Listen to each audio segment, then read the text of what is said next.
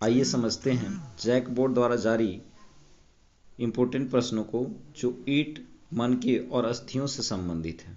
ईंट, मनके और अस्थियां, चैप्टर नंबर 1, जिसे सिंधु घाटी सभ्यता भी कह सकते हैं।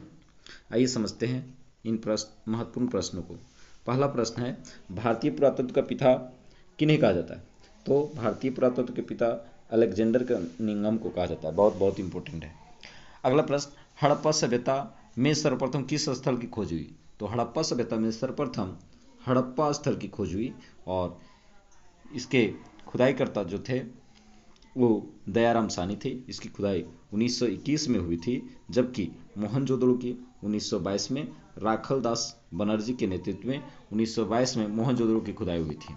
अगला प्रश्न, हड़प्पा सभ्यता के किस नगर में दुर्ग अर्थात किला दुर्ग दीवार से घिरा हुआ नहीं मिला है? तो हड़प्पा में दुर्ग से घिरा हुआ मिला है पूरा शहर, मोहनजोदड़ो भी मिला है, बनावली भी मिला है, जबकि लोथल जो बंदरगाह था ये दुर्ग से घिरा हुआ नहीं मिला है।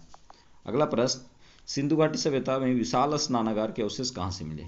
तो विशेष रूप से जो विशाल स्नानागार मिले हैं, अन्नागार जो मिले हैं, वो मोहनजोदड़ो में मिले, जिसकी खुदाई 1922 में राखल दास बनर्जी के नेतृत्व में हुई थी।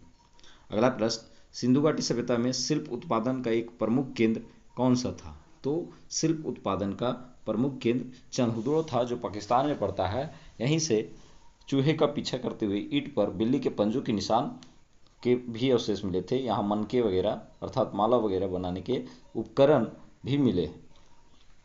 अगला प्रश्न, मेसोपोटामिया के प्रलेखों में मेलुहा शब्द का प्रयोग किस सभ्यता के लिए किया जाता था? तो मेसोपोटामिया अर्थात वर्तमान इराक की बात की जा रही है और यहाँ पर प्राचीन लेख से पता चलता है कि मेलुहा के साथ इनका व्यापार था।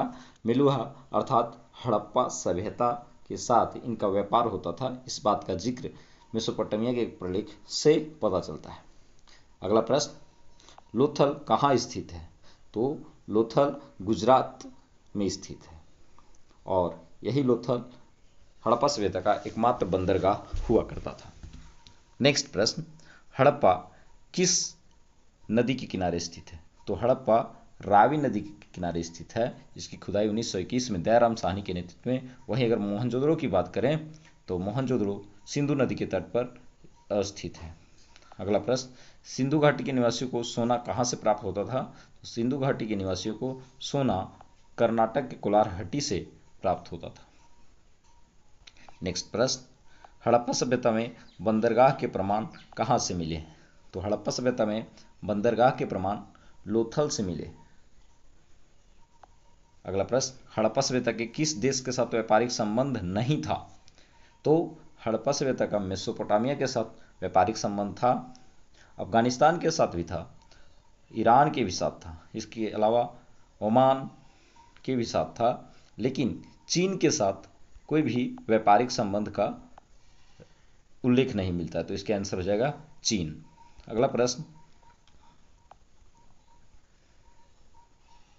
जुते हुए खेत का प्रमाण कहाँ से मिलता है? तो हड़प्पा सभ्यता में जुते हुए खेत का प्रमाण कालीबंगा से मिलता है। यहीं से काले रंग की चूड़ियाँ और जुते हुए साक्ष्य के प्रमाण मिले थे। कालीबंगा अर्थात काले रंग की चूड़ियाँ। अगला प्रश्न, हड़प्पा वासियों को लाजवर्द मणि कहाँ से प्राप्त हुआ था? तो लाजवर्द मणि अर्थात नीले रंग का पत्थर ये सोतुरघई से प्राप्त हुआ था और ये नहर के भी साथ यही सोतुरघई से मिला था। अगला प्रश्न, क्षेत्रफल के अनुसार सिंधु घाटी सभ्यता को सबसे बड़ा नगर कौन सा था? तो क्षेत्रफल के अनुसार सिंधु घाटी सभ्यता का सबसे बड़ा नगर मोहनजोदड़ो था और अगर बात किया जाए वर्तमान में भारत में स्थित सबसे बड़ा क्षेत्र तो राखीगढ़ी है। अगला प्रश्न, हड़प्पा सभ्यता की लिपि की मुख्य विशेषता क्या थी? तो ये लिपि चित्रात्मक लिपि थी, जिसे रहस्यमय लिपि भी कहा जा सकता है। यह लिपि दाएं से बाएं ओर लिखी जाती थी। दाएं से अर्थात इधर से दाएं ओर से बाएं